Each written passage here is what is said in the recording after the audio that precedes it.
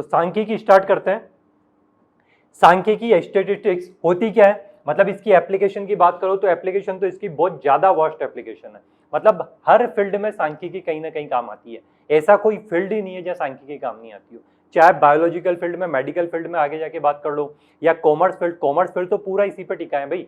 मतलब आंकड़ों पे ही तो सारी बातें होती है। आप अपने देश की जीडीपी देख रहे हो, आपके देश में मतलब गरीबी के आंकड़े, महंगाई के आंकड़े, जीडीपी के आंकड़े, जो भी देखना है आंकड़ों पे ही सारी बात हो रही है। और आंकड़ों को व्यवस्थित तरीके से करना, या आंकड़ों में से कुछ केंद्रीय मान ज्ञात करना, आंकड़ों का वितरण ज्ञात करना, वही सारा काम तो हम यहाँ कर रहे हैं सांख्यिकी चैप्टर में।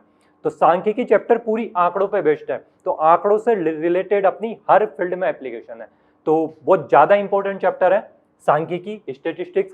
शुरुआत करते हैं। अब सारी चीज डिपेंड किस पे, इसकी जो बेसिक यूनिट है इस चैप्टर की वो क्या है, आंकड़े या डेटा। ठीक है, तो पहली चीज आप डेटा की करने वाले हो, डेटा या आंकड़े जो भी होते हैं अपने। तो आंकड़े जनरली आपको दिए किस किस फॉर्म में जाते हैं, मतलब आंकड़े किस किस फॉर्म में आप लिख सकते हो। मतलब जनरली तो आंकड़े ऐसे ही होते हैं ना, जैसे क्लास में 100 स्टूडेंट्स के मार्क्स हैं, ठीक है, तो क्लास के 100 विद्यार्थियों के अंक लिखे हुए हैं, तो 100 विद्यार्थियों के अंक, एक एक का नाम लिख के उसके सामने हम अंक लिख देते हैं। ठीक है, तो 100 विद्यार्थियों के 100 में से अंक आ रहे हैं, तो किसी विद्यार्थी के 5 अंक होंगे, किसी के 10 होंगे, किसी के 50 भी होंगे, किसी के 100 में से 100 भी होंगे, किसी के 95 भी होंगे, किसी के 92 भी होंगे। मतलब 0 से लेके 100 तक की रेंज आपके पास है। 0 से लेके 100 तक कुछ भी अंक किसी भी विद्यार्थी के हो सकते हैं। ठीक तो आंकड़े मतलब आंकड़ों को दिखाने के जो तरीके हैं, सबसे पहले मैं उस पर बात कर लेना चाहता हूं कि इस पूरे चैप्टर में जनरली आपको 3 प्रकार से आंकड़े दिए जाएंगे। पहला प्रकार होगा अवर्गीकृत आंकड़े। तो अवर्गीकृत आंकड़े, तो पहली फॉर्म जो आंकड़े दिए जाएंगे वो होगी अवर्गीकृत आंकड़े।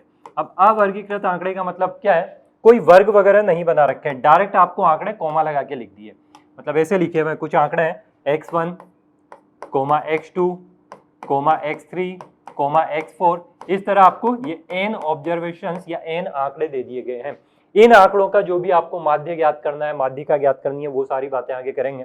तो आंकड़े या तो अवर्गीकृत आंकड़े, डायरेक्ट 100, 200 जितने भी आंकड़े हैं आपको कॉमा लगा के दे दिए गए हैं। ठीक है, तो पहला तरीका ये होगा आंकड़े देने का। दूसरा तरीका क्या होता है आंकड़ों का, दूसरी फॉर्म में आपको आंकड़े मिलते हैं वर्गीकृत फॉर्म में। ठीक है, तो अगर वर्गीकृत आंकड़े होंगे तो वर्गीकृत आंकड़े भी आपको 2 प्रकार से दिए जाएंगे। अब ये वर्गीकृत आंकड़ों का मतलब क्या है, मतलब ठीक है आपके पास 5-10 डेटा है, तो 5-10 ऑब्जर्वेशन तो वैसे ही कोमा लगा के लिख दिए, 2, 5, 3, 7, 10, 20, 5-10 आंकड़े वैसे लिख दिए। पता लगा आपके पास 200 आंकड़े हैं। ठीक है, तो अब 200 आंकड़ों को कोमा लगा के लिखना और फिर उनमें सारी चीजें ज्ञात करना थोड़ा सा मतलब मुश्किल पड़ जाता है, उतना आसान नहीं रहेगा जितना हम समझ रहे हैं। मतलब 200 समझ रहे हो ना, 200 वैल्यूज को जोड़ना, फिर मतलब नॉर्मल समांतर माध्य तो आप जानते ही हो, तो समांतर माध्य भी ज्ञात करना है, तो 200 अंकों को जोड़ना फिर बटा 200 करना, थोड़ा सा टफ काम है ना, 200 अंक लिखना, उनको जोड़ना भारी काम हो जाता है। तो जहां भी डेटा ज्यादा होता है वह हम क्या करते हैं, डेटा की ग्रुपिंग कर देते हैं, एक ग्रुप में उसे मान लेते हैं। तो ग्रुपिंग कैसे करते हैं, मतलब ऐसे डेटा है जो एक ही डेटा कई बार रिपीट हो रहा है, सेम डेटा बार बार रिपीट हो रहा है। जैसे x1 मान लो 5 बार आ रहा है, x2 10 बार आ रहा है, x3 7 बार आ रहा है, इस तरह का डेटा अगर दिया हुआ है, जब कंटिन्यू मतलब डेटा एक ही डेटा कई बार रिपीट होता है, तो वैसे केस में हम क्या करते हैं, वर्गीकृत आंकड़ों को भी 2 पार्ट में डिवाइड कर देते हैं। वर्गीकृत आंकड़ों में जो फर्स्ट पार्ट आता है वो आता है आपका असतत वर्गीकृत आंकड़े। वर्गीकृत आंकड़े मतलब ग्रुप्ड डेटा। तो डेटा या तो आपको अनग्रुप्ड डेटा दिया जाएगा, तो अनग्रुप्ड तो पता लग ही गया होगा आपको, और ग्रुप्ड डेटा अगर दे दिया तो ग्रुप्ड डेटा में पहला होगा असतत वर्गीकृत आंकड़े।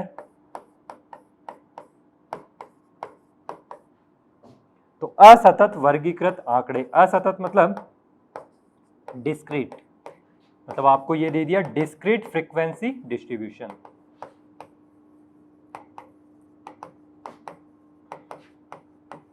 हाँ, तो डिस्क्रीट फ्रीक्वेंसी डिस्ट्रीब्यूशन का मतलब क्या हुआ, जैसे डेटा कुछ ऐसा दिया हुआ था, यहाँ ले लेता हूँ सिंपल सा एग्जांपल, ये दिया हुआ है 1 2 2 3 4 2 3 4, इस तरह का डेटा दे रखा है। तो यहाँ क्या करता हूँ, मैं इधर लिख देता हूँ xi, इधर लिख देता हूँ fi, मतलब एक इसकी फ्रीक्वेंसी टेबल, मतलब बारंबारता बंटन हम बना लेते हैं। सतत वर्गीकृत आंकड़े लिख रहे हैं, डिस्क्रीट फ्रीक्वेंसी डिस्ट्रीब्यूशन लिख रहे हैं, मतलब मुझे क्या बनाना है, बारंबारता बंटन बनाना पड़ेगा यहाँ। तो इसे बोलते हैं बारंबारता बंटन। अब ये बारंबारता बंटन क्या होता है? बारंबारता बंटन मतलब जैसे एक कितनी बार आ रहा है, एक ही बार आ रहा है, तो एक कितनी बार आया उसको यहाँ लिख दिया, उसकी फ्रीक्वेंसी एक की फ्रीक्वेंसी एक होगी। दो कितनी बार आया वो गिन लो, एक दो तीन बार दो आ रहा है तो दो की फ्रीक्वेंसी तीन होगी, तीन बार रिपीट हुआ तो उसकी फ्रीक्वेंसी तीन, ठीक है। चार कितनी बार आ रहा है, चार दो बार आ रहा है, तो इधर लिखा चार और चार की फ्रीक्वेंसी दो बार आया, दो बार लिख दिया, ठीक है। बस यही डेटा है, तो ये मिल गया। तो ये जो बंटन मिला मुझे, इस बंटन को बोला जाता है इसका बारंबारता बंटन। तो जब एक ही वैल्यू कई बार रिपीट हो रही है तो हम क्या बनाते हैं, हम बनाते हैं बारंबारता बंटन, ठीक। तो असतत वर्गीकृत आंकड़े में आपको बारंबारता बंटन बनाना है इस तरह। यहां क्या दिया होगा आपको, xi दिया होगा, xi मतलब जो भी आंकड़े हैं वो गिवन होगी और इनकी संगत बारंबारताएं गिवन होगी। तो जितने भी आंकड़े दिए होंगे उन आंकड़ों की संगत x1 की बारंबारता f1, x2 की बारंबारता f2, इस तरह का डेटा दिया होगा, लास्ट में xn की बारंबारता fn आ जाएगी। तो इस तरह का अगर बंटन दिया हुआ है तो इस बंटन का नाम होता है बारंबारता बंटन। इसे बोलते हैं डिस्क्रीट फ्रीक्वेंसी डिस्ट्रीब्यूशन या असतत वर्गीकृत आंकड़े, ठीक है। और तीसरे प्रकार से, तो दो प्रकार पता लग गए, सारे डेटा आपको कॉमा लगा के दे दिए या डेटा देके साथ में उनकी फ्रीक्वेंसी दे दी कि कौन सा डेटा कितनी बार रिपीट हुआ, ठीक। और तीसरा प्रकार जो दिया होगा आपको डेटा का, वो तीसरा प्रकार आपको दिया जाएगा वर्गीकृत आंकड़ों में सतत वर्गीकृत आंकड़े।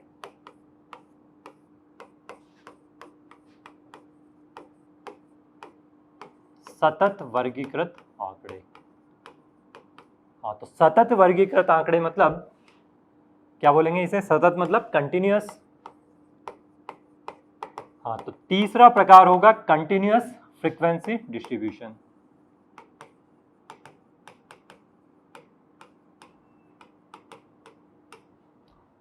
तो सतत वर्गीकृत आंकड़े या कंटिन्यूअस फ्रीक्वेंसी डिस्ट्रीब्यूशन मतलब सतत बारंबारता बंटन, उस फॉर्म में आपको दिया होगा। तो सतत बारंबारता बंटन में आंकड़े किस प्रकार से दिए होंगे, यहाँ आप xi लिखोगे, मतलब क्लास इंटरवल के टर्म में डेटा दे रखा होगा आपको। यहाँ दे रखा होगा कुछ 0 से 10, 10 से 20, 20 से 30, मतलब अब जो मैं 100 तक के नंबर की बात कर रहा था ना, वो कैसे दिए होंगे, जब विद्यार्थी बहुत ज्यादा है, सपोज 200 विद्यार्थी हो गए, तो विद्यार्थी बहुत ज्यादा है तो एक एक विद्यार्थी के अंक कोमा लगा के लिखना मुश्किल है। उससे अच्छा हमने क्या किया, 0 से 10, 10 से 20, 20 से 30, 30 से 40, ये करते करते 90 से 100 तक ये रेंज ले ली मैंने। किया 0 से 10 तक, 0 से 10 मतलब जिसका एक अंक आया होगा, 2 अंक आए होंगे, 4 अंक आए होंगे, 5 अंक आए होंगे, 9 अंक आए होंगे। तो 0 से 10 तक जो भी अंक आ रहे होंगे उन विद्यार्थियों की संख्या, मान लो 7 विद्यार्थी थे, 7 विद्यार्थियों के अंक 0 से लेकर 10 तक हैं, तो यहाँ क्या लिख देंगे, इसकी फ्रीक्वेंसी मतलब 0 से 10 में कितने विद्यार्थी है, 7 विद्यार्थी, ठीक है। ऐसे विद्यार्थी जिनके नंबर 10 से 20 तक आ रहे होंगे उनकी संख्या सपोज 4 है, तो इसकी फ्रीक्वेंसी कितनी हो जाएगी, 4। 20 से 30 तक में नंबर लाने वाले विद्यार्थियों की संख्या अगर 10 है तो यह हो जाएगा 10। 90 से 100 तक में अगर नंबर लाने वाले विद्यार्थियों की संख्या सपोज 90 से 100 वाले, मान लिया बहुत इंटेलिजेंट बच्चों की क्लास है, तो ये 15 बच्चे हैं जो 90 से ऊपर मार्क्स लेके आते हैं, ठीक है। तो इस तरह का मतलब आपको क्लास इंटरवल दिया होगा और इनकी संगत बारंबारताएं दे रखी होगी। तो यहां भी बारंबारता बंटन है, इसे वर्गीकृत आंकड़े ही बोलेंगे ना, परंतु डेटा आपको डायरेक्ट नहीं देके क्लास इंटरवल के टर्म में दिया होगा, ये ध्यान रखना। तो ये होता है आपका सतत वर्गीकृत डेटा या कंटिन्यूअस फ्रीक्वेंसी डिस्ट्रीब्यूशन, सतत बारंबारता सारणी भी बोल सकते हैं, ये चीज दे रखी है आपको, क्लियर। तो ये चीज समझ में आ गई या सतत बारंबारता बंटन बोल दोगे इसे, वो भी चलेगा, सतत बारंबारता बंटन, ठीक। हाँ, तो पिछले वाले को असतत बारंबारता बंटन और ये हो गया सतत बारंबारता बंटन, ठीक। तो इन 3 प्रकार से आपको डेटा दिया जाएगा और इसमें जो क्लास इंटरवल वाली फॉर्म है अपनी सतत वर्गीकृत आंकड़े में कंटिन्यूअस फ्रीक्वेंसी डिस्ट्रीब्यूशन में, इसमें कभी कभी आपको ऐसा भी दिया जा सकता है कि डेटा कुछ ऐसा दे रखा है, 0.5 से इधर ले लिया 10.5 तक या 10 तक ले लिया, फिर इधर स्टार्ट कर दिया 11 से, मतलब यहाँ भी 0.5 की जगह 0 दे दिया, सपोज 0 से 10 दे दिया, फिर यहाँ स्टार्ट कर दिया 11 से 20, फिर 21 से 30, इस तरह का अगर क्लास इंटरवल दे दिया तो उस केस में आपको क्या करना है, मतलब ये कंटिन्यूस होना चाहिए, यहाँ 10 पे एंड हुआ तो यहाँ भी 10 से शुरू होना चाहिए, जैसे इधर हो रहा है 0 से 10, फिर 10 से 20, फिर 20 से 30। इसी फॉर्म में कोई भी काम आप इस चैप्टर में करोगे तो डेटा आपको इस फॉर्म में मिलना चाहिए, अगर क्लास इंटरवल में दे रखा है तो अगर इस प्रकार का डेटा दे दिया तो यहाँ क्या करोगे आप, या आपको दोनों साइड 0.5 का मार्जिन लेना है, मतलब इसको 0 तो 0 रहने दो, जो भी फर्स्ट आपका एक्सरसाइज था इसको सही करने की बस तरीका बता रहा हूं कैसे करना है हमें। तो 0 से 10 है तो इसको तो 0 से 0.5 इधर बढ़ाना है, बाकी सारे में 0.5 इधर से कम करना है। तो ये 11 था ना, 11 को आप लिख दो 10.5 से 11, इधर क्या था 20, तो ये जो आएगा 20.5, मतलब इधर वाली रेंज में, हायर रेंज में 0.5 बढ़ा देंगे, लोअर रेंज में से 0.5 घटा देंगे। तो ये 21 था, 21 को मैं यहाँ 20.5 था तो यहाँ कर दूंगा 20.5 से 30.5। तो ये जो आपकी एक्चुअल क्लास इंटरवल, ये कंटिन्यूअस नहीं थे, सतत नहीं थे, इनको पहले सतत बनाना है। तो सतत बनाने का तरीका समझ में आ गया कि अगर 0 से 10, 11 से 20 दे भी रखा है तो मैं 0.5 इधर लूंगा, 0.5 इधर, तो यहाँ 10.5, फिर यहाँ भी 10.5 से 20.5, फिर 20.5 से 30.5, इस तरह का क्लास इंटरवल लिखूंगा। इसके बाद जो भी मुझे काम करना होगा वो करूंगा। तो अभी तक हमने सिर्फ आंकड़ों की बात की है कि आपको इस चैप्टर में आंकड़े किस किस प्रकार से मिलेंगे। तो पहला प्रकार, आंकड़े कोमा लगा के लिख सकते हैं। दूसरा प्रकार, एक ही आंकड़ा कई बार रिपीट हो रहा है, एक ही डेटा रिपीट हो रहा है, तो क्या करेंगे, उसकी संगत बारंबारता लिख देंगे। बारंबारता बंटन दिया हो सकता है, या बहुत ज्यादा आंकड़े हैं, बिखरे हुए आंकड़े हैं, तो उस केस में क्या करेंगे, उसमें वर्गीकृत कर देंगे। 0 से 10 का एक वर्ग बना दिया, 10 से 20 का दूसरा वर्ग, 20 से 30 का तीसरा वर्ग, तो जितने भी उस वर्ग के अंदर आ रहे हैं वो उसकी बारंबारता हो जाएगी। तो यहां भी वर्गीकृत बारंबारता बंटन आपको प्राप्त हो जाएगा। तो 3 प्रकार से हम डेटा को लिख सकते हैं। डेटा आपको दिया जाएगा 3 प्रकार से।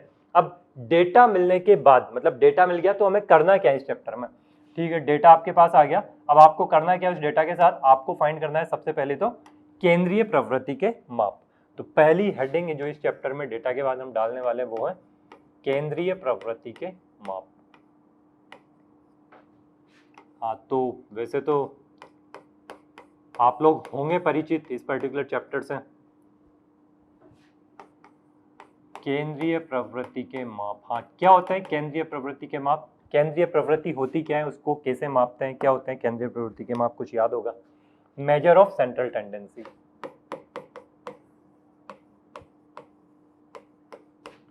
केंद्रीय प्रवृत्ति मतलब सेंट्रल टेंडेंसी। तो मेजर ऑफ सेंट्रल टेंडेंसी, केंद्रीय प्रवृत्ति के माप की हम बात कर रहे हैं। तो केंद्रीय प्रवृत्ति के माप मतलब, अब जैसे जो एग्जांपल लेके चल रहे हैं उसी की बात करते हैं। आपकी कक्षा में 100 विद्यार्थी है, ठीक है, 100 नंबर का एक एग्जाम होता है मैथ्स का। तो 100 नंबर में से अब हर तरह के स्टूडेंट होंगे ना 100 में, मतलब बिल्कुल वैसे भी होंगे और ऐसे भी होंगे, ठीक है। तो ऐसे और वैसे दोनों तरह के बच्चे हैं, मतलब कुछ बच्चे होंगे जिनके हो सकता है 0 से 10 में मार्क्स हो, और ऐसे कई सारे बच्चे होंगे जिनके 90 से 100 के बीच में मार्क्स हो। कई सारे ऐसे बच्चे भी होंगे जिनके 50, 51, 52 वहीं उसके आसपास, मतलब सेंट्रल वैल्यू के आसपास घूम रहे मार्क्स, ठीक है। तो 100 विद्यार्थियों के अलग अलग मार्क्स होंगे।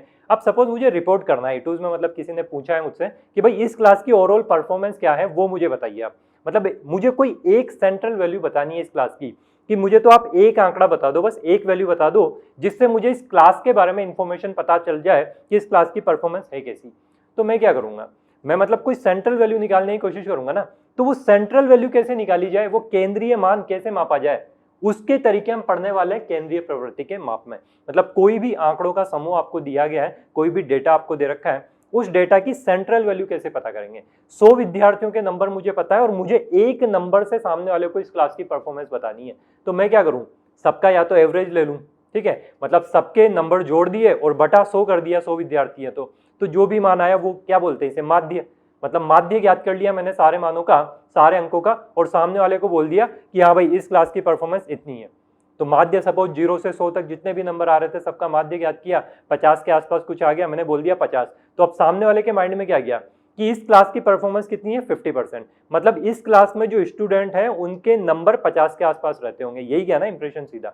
हाँ, तो मतलब एक केंद्रीय मान मैंने ज्ञात कर लिया जो इस क्लास की परफॉर्मेंस को दिखा रहा है, बट वो परफॉर्मेंस असली नंबर से कितनी रिजेंबल करती है इसकी कोई गारंटी नहीं है। असली में हो सकता है कि क्लास में 100 में से 90 विद्यार्थी 100 नंबर लेके आए हो, और बाकी बट 90-100 लाएंगे तब तो एवरेज भी उसके आसपास ही पहुंच जाएगा, एवरेज भी यहाँ नहीं रहेगा। बट हाँ, वैसा मान लेते हैं कि यहाँ आधे विद्यार्थियों के 50 से कम थे, आधे विद्यार्थियों के 50 से ज्यादा, तो मतलब एवरेज तो आपको जो भी मिलेगा 50 के आसपास बीच का कुछ मिल जाएगा। परंतु उससे एग्जैक्ट नंबर क्या आ रहे हैं, किसी विद्यार्थी के 100 नंबर आए नहीं आए, किसी विद्यार्थी के ठीक है 0 नंबर भी आए हैं क्या, 0 से 10 में ज्यादा विद्यार्थी है, 90 से 100 में ज्यादा विद्यार्थी है, उसके बारे में कोई एग्जैक्ट इन्फॉर्मेशन मुझे नहीं पता लग रही है। ठीक है, तो एक्चुअल डेटा के बारे में पता नहीं लगेगा, बट हाँ फिर भी जो भी डेटा है कुछ तो आइडिया मिल जाएगा कि हाँ ये इस पूरे के पूरे डेटा की एक सेंट्रल वैल्यू है जिससे मैं इस पूरी क्लास के बच्चों के मार्क्स को रिप्रेजेंट करता हूं। तो पहली चीज मुझे वही करनी है, वो केंद्रीय प्रवृत्ति का माप ज्ञात करना है। तो केंद्रीय प्रवृत्ति के माप आपने भूतपूर्व कक्षाओं में कभी पढ़े हुए भी होंगे। तो केंद्रीय प्रवृत्ति के माप में कौन कौन से माप पढ़े? पहला माप आपने पढ़ा है माध्य। अब माध्य में कौन कौन से माध्य पढ़ लिए? अब मतलब बड़े बच्चे हो चुके हो ना, छोटे बच्चे नहीं हो, अब 11th कर चुके हो, 12th कर चुके हो। हाँ, तो माध्य जानते हो। अब माध्य कौन कौन से हैं? तो माध्य में अगर बात करूंगा तो माध्य में पहला माध्य कौन सा आता है? मतलब जनरली माध्य जो हम यूज करने वाले हैं ना, वो माध्य अगर सिर्फ माध्य लिखा हुआ है तो माध्य का मतलब समांतर माध्य यूज करेंगे।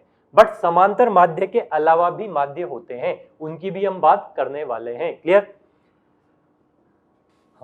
तो माध्य में पहला ले रहा हूं मैं समांतर माध्य।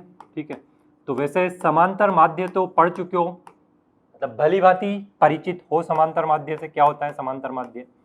समांतर माध्य के बाद और कौन से मेजर है? समांतर माध्य के अलावा आएगा गुणोत्तर माध्य, इससे भी आप लोग भली भांति परिचित हो चुके हो। तो समांतर माध्य होता है, गुणोत्तर माध्य होता है, इसके अतिरिक्त हरात्मक माध्य नाम की भी चीज होती है कुछ,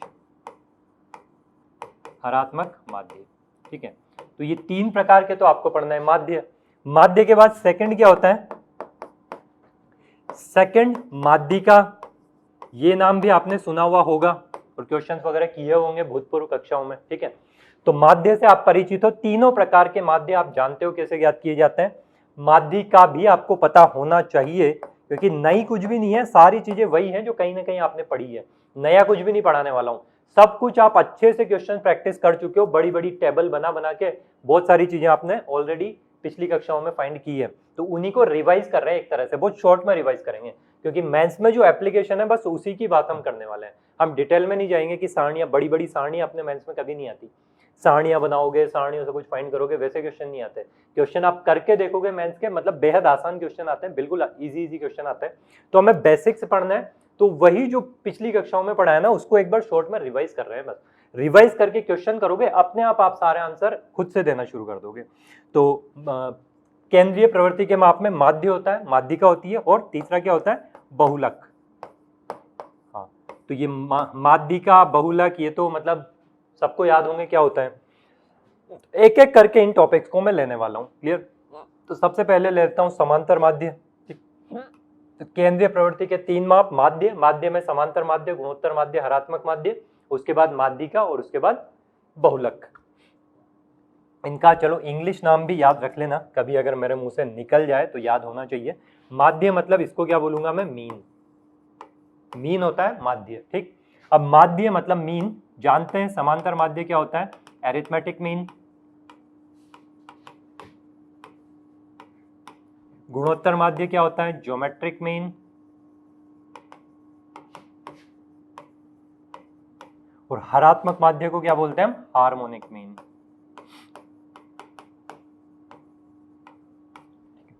हाँ, माध्यिका क्या होती है? माध्यिका होती है मीडियन। ठीक है, तो माध्य, मीन, माध्यिका, मीडियन, और बहुलक को बोलते हैं मॉड। ठीक, कई जगह आपको इंग्लिश में ये वर्ड्स लिखे हुए मिलेंगे, तो ये भी आपको पता होने चाहिए। ठीक है, तो एक एक करके इन्हीं को डिस्कस करने वाला है। तो सबसे पहली बारी आती है माध्य की। तो माध्य में समांतर माध्य से करते हैं शुरुआत।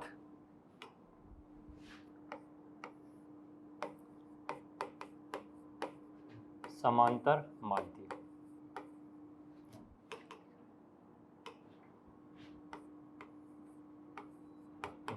क्या होता है? समांतर माध्य। अब समांतर माध्य ज्ञात किसका करना है उस पर डिपेंड करेगा। तो समांतर माध्य, अब आपको मैं पहले ही बता चुका हूं कि आंकड़े जो भी डेटा है हमें 3 प्रकार से दिए जा सकते हैं। तो तीनों प्रकार में समांतर माध्य कैसे ज्ञात किया जाएगा उसकी एक एक करके हमें चर्चा करनी है। तो पहला प्रकार जो होगा समांतर माध्य का, अनग्रुप्ड डेटा दिया होगा, ठीक है। तो पहला प्रकार यदि अवर्गीकृत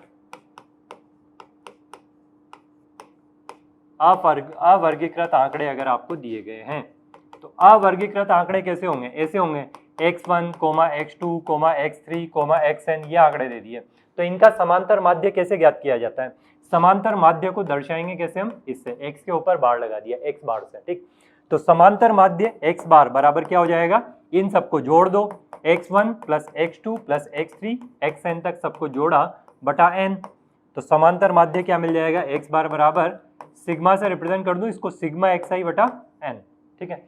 i बराबर 1 से n तक हो जाएगा, i1 i2 i3 in तक का योग बटा n, मतलब आंकड़ों का योग बटा आंकड़ों की संख्या। सीधा से ऐसे बोल सकते हैं ना, इसको लिख सकता हूं मैं, आंकड़ों का योग बटा आंकड़ों की संख्या, ये होता है आपका समांतर माध्य। तो समांतर माध्य का बेसिक तो यही है, आंकड़ों का योग बटा आंकड़ों की संख्या, ये होता है n ऑब्जर्वेशंस का समांतर माध्य। परंतु जब अवर्गीकृत आंकड़े दिए हुए हैं तो डायरेक्ट जोड़ लिया बटा n कर दिया। जब आंकड़े बहुत ज्यादा होंगे तो बहुत ज्यादा आंकड़ों को डायरेक्ट जोड़ना संभव नहीं है, तो वहां क्या करते हैं, बारंबारता बंटन का सहारा लिया जाता है। तो इसमें पहला हो गया अवर्गीकृत आंकड़े, दूसरा बारंबारता बंटन की बात करने वाले हैं समांतर माध्य ज्ञात करने के लिए। तो सेकेंड पॉइंट में ले रहा हूं, बारंबारता बंटन अगर आपको दे दी जाए, अगर नहीं भी दी जाए तो आप बना सकते हो। आपको अगर पता लग गया एक ही आंकड़ा, एक ही डेटा कई बार रिपीट हो रहा है, तो वहां पहले उसकी बारंबारता बंटन बनाएंगे और फिर उसका माध्य ज्ञात करेंगे। तो बारंबारता बंटन बनाने का तरीका क्या होगा, या xi दे रखा होगा या fi, xi मतलब आंकड़े x1, x2, x3, xn, ये आंकड़े दिए हुए होंगे और इनकी संगत बारंबारता है। तो x1 सपोज f1 बार रिपीट हो रहा है, x2 ये वाला जो आंकड़ा है ये f2 बार आ रहा है, x3 f3 बार आ रहा है और xn fn बार आ रहा है। तो ये मिल गई इनकी बारंबारता है, x1 की बारंबारता f1, x2 की f2, xn की fn, ये बारंबारताएं दे रखी है। तो अब मुझे करना क्या है, समांतर माध्य x बार तो वही होता है ना, अंकों का मतलब आंकड़ों का योग बटा आंकड़ों की संख्या। तो सबका योग क्या होगा, x1 कितनी बार आया f1, तो x1 को कितनी बार जोड़ना पड़ेगा, f1 बार, यही बात हुई ना, x1, x1 f1 बार आ रहा होगा, तो x1 को f1 बार जोड़ना है, x2 को f2 बार जोड़ना है, x3 को f3 बार जोड़ना है, xn को fn बार जोड़ना है। मतलब क्या करना है मुझे, यही एक और स्तंभ मुझे बनाना पड़ेगा जिसमें लिखना पड़ेगा xi इंटू fi, x1 को f1 बार जोड़ना है, तो f1 बार, अगर x1 को 4 बार जोड़ा तो 4x1, 10 बार जोड़ा तो 10x1, अगर f1 बार जोड़ दिया तो क्या आ जाएगा, x1 f1, ठीक है। ऐसे ही x2 को f2 बार जोड़ा तो x2 f2, xn को fn बार जोड़ेंगे तो xn fn, इन सबका योग सिग्मा xi fi, अगर सबका योग कर दूंगा तो यहां प्राप्त हो जाएगा मुझे। तो क्या मिला, x1 को f1 बार जोड़ा, x2 को f2 बार जोड़ा और सबका योग कितना आ जाएगा, सिग्मा xi fi, ये बात समझ में आई, fi xi लिख दो, सिग्मा fi xi, मतलब हर एक आंकड़े को उसकी बारंबारता से गुणा करके फिर योग कर रहे हैं, ठीक। तो सिग्मा fi xi अपॉन नीचे क्या आ जाएगा, कुल आंकड़े कितने हैं, x1 f1 बार लिखा हुआ है, x2 f2 बार लिखा हुआ है, x3 f3 बार, तो कुल आंकड़े कितने हैं, f1 plus f2 plus f3, यही आएंगे टोटल आंकड़ों की संख्या सिग्मा fi, ये बात समझ में आई। हाँ, तो इस बार आपको क्या मिल गया, समांतर माध्य क्या मिलेगा, sigma fi xi upon sigma fi, मतलब बेसिक फंडा वही है, कुल आंकड़ों का योग बटा आंकड़ों की संख्या। तो कुल आंकड़े कितने हैं, x1 f1 बार आ रहा है, x2 f2 बार आ रहा है, x3 तो कुल आंकड़ों का योग कितना आ जाएगा, सिग्मा xi fi, और आंकड़ों की संख्या कितनी है, f1 f2 f3 fn, इन सबका योग, क्लियर। हाँ, तो समांतर माध्य डायरेक्ट दे रखा है, तब तो जोड़ेंगे बटा आंकड़ों की संख्या, अगर बारंबारता बंटन है तो सिग्मा fi xi बटा सिग्मा fi करना पड़ेगा। तो ये हो गया बारंबारता बंटन, किस प्रकार का था ये, असतत। तो असतत बारंबारता बंटन अगर दे रखा है, यहाँ लगा देता हूं, चलो असतत बारंबारता बंटन की बात कर रहे हैं अभी हम। तो अगर असतत बारंबारता बंटन की बात होती है तो हम इस तरह डायरेक्ट सिग्मा fi xi बटा सिग्मा fi कर देंगे। परंतु अगर सतत बारंबारता बंटन हुआ, जब इसी में तीसरा प्रकार होगा सतत बारंबारता बंटन।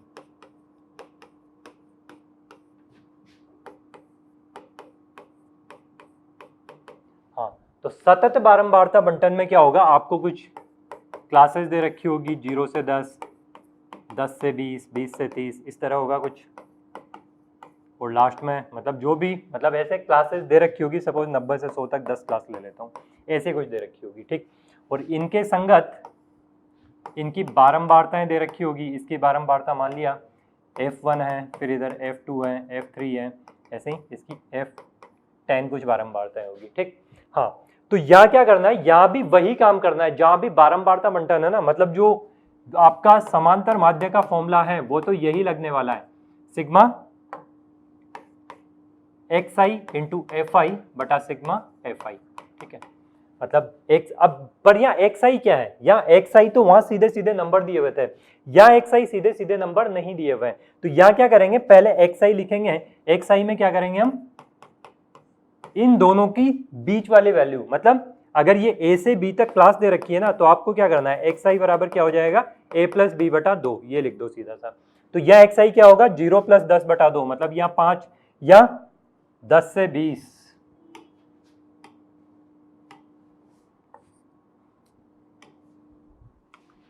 हाँ, तो 10 प्लस 20 बटा 2 15, मतलब इनके बीच वाले मान लिखते चलिए, 5, 15, 25, ऐसे लास्ट में क्या आ जाएगा 95, ये आ गया आपका xi।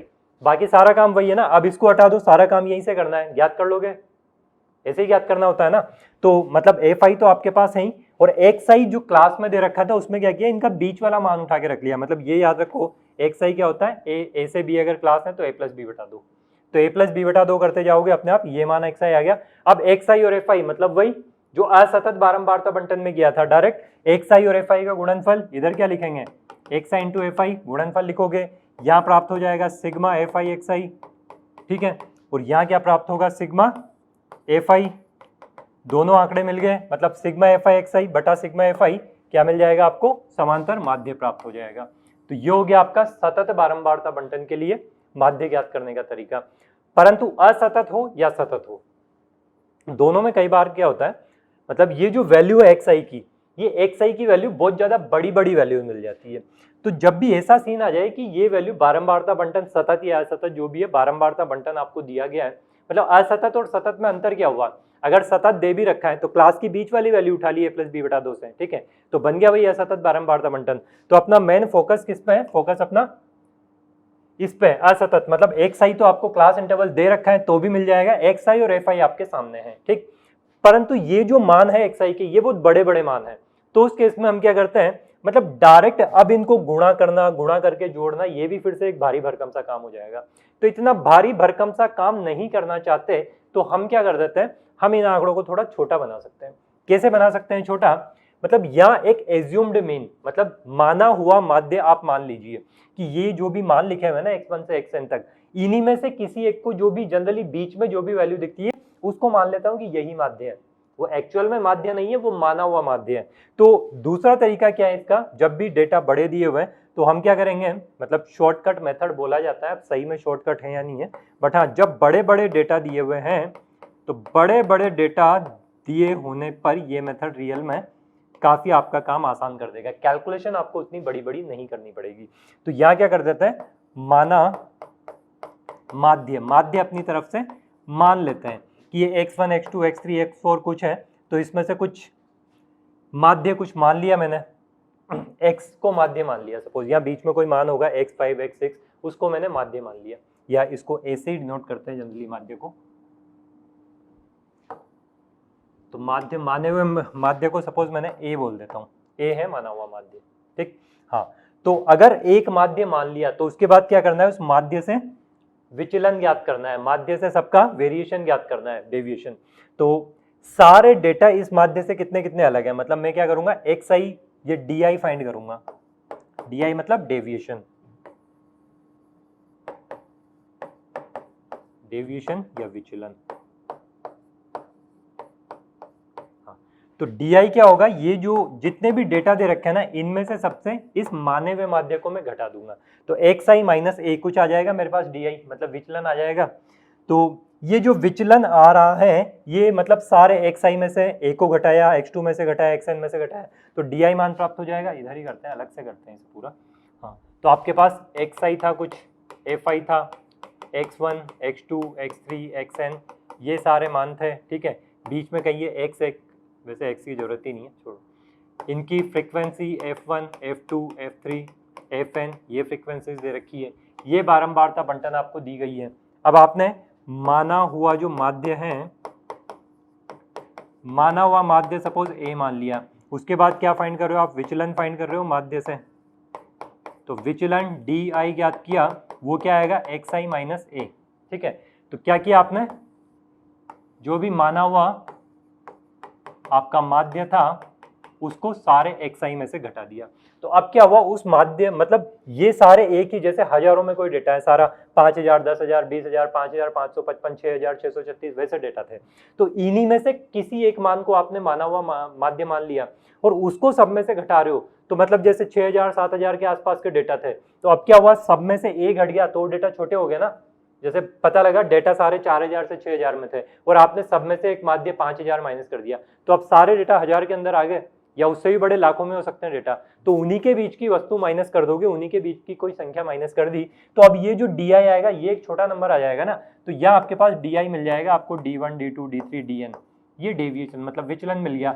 अब जो काम आप xi के साथ करते थे ना वही DI के साथ कर लो। तो अब क्या करना है आपको, DI का समीशन तो फाइंड करना ही है सिग्मा, बट उससे पहले बारंबारताएं है ना, तो आप क्या करोगे, Fi इंटू DI फाइंड करोगे।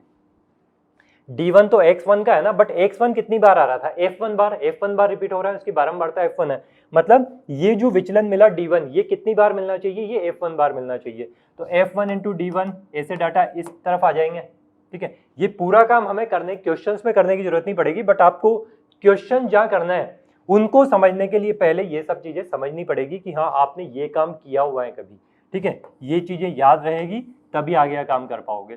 तो यहां से क्या मिल गया आपको, सिग्मा Fi DI मिल जाएगा, ठीक है। और यहां से क्या मिल जाएगा, कुल आंकड़ों की संख्या सिग्मा Fi मिल जाएगी, ठीक है।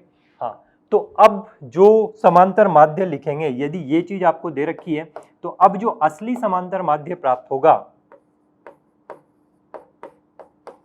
तो असली समांतर माध्य क्या प्राप्त होगा, असली समांतर माध्य आपको मिलेगा x बार बराबर ये माना हुआ माध्य mean a plus sigma Fi DI बटा सिग्मा Fi।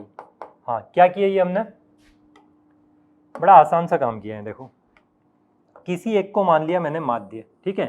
अब क्या किया, उस माध्य से सारे जो ऑब्जर्वेशन, सारे डेटा दे रखे थे उनका विचलन ज्ञात किया, और विचलनों जो विचलन D1 कितनी बार आ रहा होगा, F1 बार, D2, F2 बार, तो सबका योग ज्ञात किया सिग्मा Fi DI और बटा सिग्मा Fi से भाग दे दिया।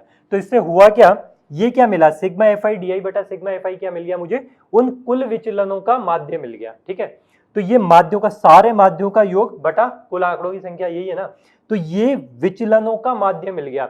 तो जो आपने एक माना था ना, माना हुआ माध्य A था, उससे हर एक डेटा कितना विचलित हो रहा है उसका एवरेज याद कर लिया। तो एवरेज विचलन आपको पता लग गया, मतलब A से अगर आपको अप्रोक्सीमेट बताना है कि जो आपने माध्य माना था उस माध्य से कोई भी डेटा ऑन एन एवरेज कितना डेविएट हो रहा होगा, कितना विचलित हो रहा होगा, तो वो आपको पता लग गया ना। तो A में जितना एवरेज विचलन आपको मिला, वो एवरेज विचलन अगर जोड़ दिया तो आपको एग्जैक्ट माध्य मिल जाता है। तो माध्य ज्ञात करने का सरल तरीका क्या है, जब डेटा बहुत ज्यादा बड़े बड़े दे रखे हो तो समांतर माध्य का जो सूत्र होता है, समांतर माध्य का सूत्र होता है ये, हाँ, समांतर माध्य x बार इक्वल टू क्या मिल जाता है आपको, माना हुआ माध्य A plus sigma Fi DI बटा सिग्मा Fi। तो DI क्या है, DI विचलन है xi से माने हुए माध्य A का, तो xi माइनस A DI हो गया। तो ये सूत्र भी याद रखना है, A plus sigma Fi DI बटा सिग्मा Fi, यहां से हम ज्ञात करते हैं समांतर माध्य। तो समांतर माध्य का तरीका मतलब बेसिक फॉर्मूला वही है, आंकड़ों का योग बटा आंकड़ों की संख्या। अगर बारंबारता बंटन दे दिया है तो सिग्मा Fi xi बटा सिग्मा Fi, ठीक है। और अगर मतलब एक एक करके रिवाइज कर ही लेते हैं यहाँ से, तो समांतर माध्य का जो सीन था वो पूरा सीन यहाँ से देख लेते हैं। तो आंकड़े किस किस प्रकार के थे वो आपको पता लग गया। समांतर माध्य हमें ज्ञात करना था। समांतर माध्य ज्ञात करने के लिए सबसे पहले अवर्गीकृत आंकड़ों में आंकड़ों का योग बटा आंकड़ों की संख्या सिग्मा xi बटा n लिखा। इसके बाद अगर बारंबारता बंटन दिया हुआ है, असतत बारंबारता बंटन, तो सिग्मा Fi xi बटा सिग्मा Fi लिख देते हैं, ठीक है। और इसके बाद अगर सतत बारंबारता बंटन दिया हुआ है तो xi कहां से लेते हैं, इसका मध्य का मान a प्लस बी बटा 2 से ये xi लिख देते हैं, बाकी फॉर्मूला वही लगेगा सिग्मा xi fi बटा सिग्मा fi। परंतु सतत या सतत बारंबारता बंटन अगर दिया गया है और ये जो x1 x2 x3 आंकड़े दिए गए, इन आंकड़ों का मान बहुत बड़ा है, तो उस केस में हम क्या कर देते हैं, आंकड़ों से डायरेक्ट समांतर माध्य ज्ञात नहीं करते हैं, हम क्या करते हैं, उनको छोटा कर देते हैं। छोटा कैसे करते हैं, उन्हीं के बीच के किसी मान को हम मान लेते हैं माना हुआ माध्य। तो माध्य ये मान लिया a, ठीक है, और अब x1 x2 जो भी डेटा दे रखा था इनमें से a को माइनस कर देंगे, तो ये क्या मिल जाएंगे, ये उस माने हुए माध्य से विचलन मिल जाएंगे। तो विचलन छोटी छोटी वैल्यूज मिल जाएगी कुछ, तो ये विचलन d1 f1 बार d2 f2 बार, मतलब विचलनों का योग कितना आ जाएगा, सिग्मा fi di, और कुल आंकड़े कितने हैं, सिग्मा fi। तो सिग्मा fi di बटा सिग्मा fi, ये क्या मिल गया, एवरेज विचलन मिल गया, विचलनों का माध्य। तो माने हुए माध्य में अगर एवरेज विचलन प्लस कर दोगे तो आपको एक्चुअल माध्य प्राप्त हो जाता है। तो एक्चुअल माध्य का सूत्र क्या हो गया, a प्लस माध्यों का विचलनों का माध्य, ये ध्यान रख लो। तो a plus sigma fi di बटा सिग्मा fi, ये तरीका भी समांतर माध्य ज्ञात करने का आपको पता होना चाहिए।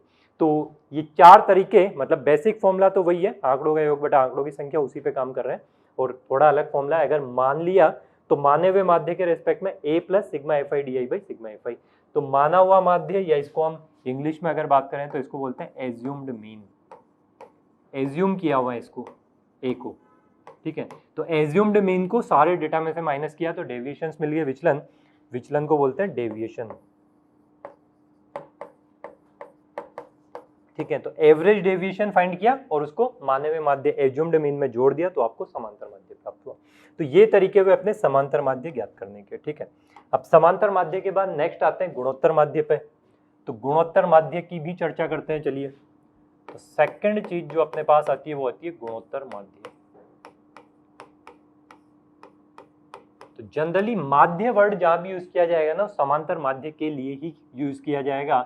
उसके अलावा अगर गुणोत्तर माध्य या हरात्मक माध्य की बात करते हैं तो आपको पर्टिकुलर गुणोत्तर माध्य या हरात्मक माध्य लिखा हुआ दिया जाएगा, परंतु समांतर माध्य को केवल माध्य लिख के छोड़ा जा सकता है, ठीक। हाँ, तो गुणोत्तर माध्य क्या होता है, पहला केस वही ले रहे हैं, अवर्गीकृत। तो अवर्गीकृत आंकड़े अगर दिए गए हैं, तो इस केस में मतलब x1, x2, x3, xn ये आंकड़े दे दिए गए हैं। तो गुणोत्तर माध्य gm से रिप्रेजेंट करते हैं ज्योमेट्रिक मीन। हाँ, तो ज्योमेट्रिक मीन क्या होता है, ये तो डायरेक्ट आपने पढ़ा होगा सीक्वेंस एंड सीरीज चैप्टर में। तो गुणोत्तर माध्य अवर्गीकृत आंकड़ों का, सारे दिए गए आंकड़ों का क्या ज्ञात कर लेते हैं, गुणनफल ज्ञात कर लेते हैं। सारे दिए गए आंकड़ों को गुणा कर दिया और फिर 1 अपॉन जितने आंकड़े हैं 1 अपॉन n, ऐसे ही ज्ञात करते हैं ना। ABC 3 संख्याओं का गुणोत्तर माध्य कैसे ज्ञात करते हैं, ABC का गुणा पावर 1/3, 2 नंबर दे रखे हैं AB, तो AB का गुणोत्तर माध्य AB की पावर 1/2, मतलब रूट AB, ऐसे ही लिखते हैं ना, तो याद होगा आपको। तो अगर n ऑब्जर्वेशन दे दिए गए हैं तो n अलग अलग आंकड़ों का गुणोत्तर माध्य क्या होगा, सारी संख्याओं का गुणा इंटू इसकी पावर क्या लग जाएगी, 1/n लग जाएगी, ठीक। तो 3 अंकों का गुणोत्तर माध्य ABC पावर 1/3, 2 अंकों का गुणोत्तर माध्य AB की पावर 1/2, 10 अंकों का 10 का गुणनफल बटा पावर 1/10, ठीक है। तो गुणोत्तर माध्य अवर्गीकृत आंकड़ों का तो कोई दिक्कत होनी नहीं चाहिए, आप ज्ञात कर लोगे। सेकंड क्या आता है, इसमें बारंबारता बंटन दे दी गई है, असतत बारंबारता बंटन। इस केस में गुणोत्तर माध्य ज्ञात करना है। तो अब हो क्या रहा है, मतलब तरीका तो वही है ना गुणोत्तर माध्य ज्ञात करने का। x1 कितनी बार आ रहा होगा, बारंबारता बंटन है, मतलब x1 की फ्रीक्वेंसी f1, x2 की f2, x3 की f3, xn की fn ऐसे दे रखी होगी। तो x1 कितनी बार आ रहा है, f1 बार, मतलब x1 कितनी बार गुणा होगा, x1 f1 बार गुणा होगा, ये बात समझ में आई। x1 f1 बार आ रहा है और मुझे यह सारे आंकड़ों का गुणनफल लिखना है, मतलब सूत्र जो है गुणोत्तर माध्य का यही है ना, आंकड़ों का गुणनफल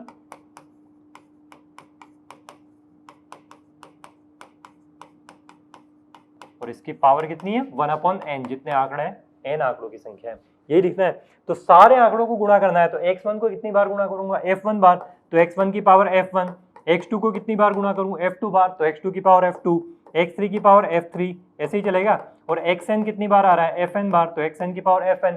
कुल आंकड़े कितने हैं, 1/n, n कितना हो गया सिग्मा fi, ये मिल गया भाई गुणोत्तर माध्य। आगे बात समझ में। हाँ, तो अगर बारंबारता बंटन दिया हुआ है तो ये तरीका होगा गुणोत्तर माध्य ज्ञात करने का। परंतु अगर सतत बारंबारता बंटन दे दिया तो भी कहाँ दिक्कत है, हमें तो एक सही चाहिए ना, वही क्लास इंटरवल बता ही दिया मैंने a+b/2, तो बीच वाला मान लेंगे, बीच वाला मान वो आ जाएगा आपका x1 f2 और सेम फॉर्मूला वहां भी आप यूज कर लोगे। तो असतत या सतत दोनों में यही चीज चलेगी, परंतु सतत में क्लास इंटरवल दे रखा होगा तो उसका जो बीच वाला मान है a+b/2 से ज्ञात करोगे, वो बीच वाला मान आप x1 x2 x3 xn लिख दोगे, वहां से फिर ये फॉर्मूला यूज करेंगे। तो समांतर माध्य, गुणोत्तर माध्य, तीनों प्रकार के आंकड़ों के लिए ज्ञात करना आपको आ जाना चाहिए। ठीक है।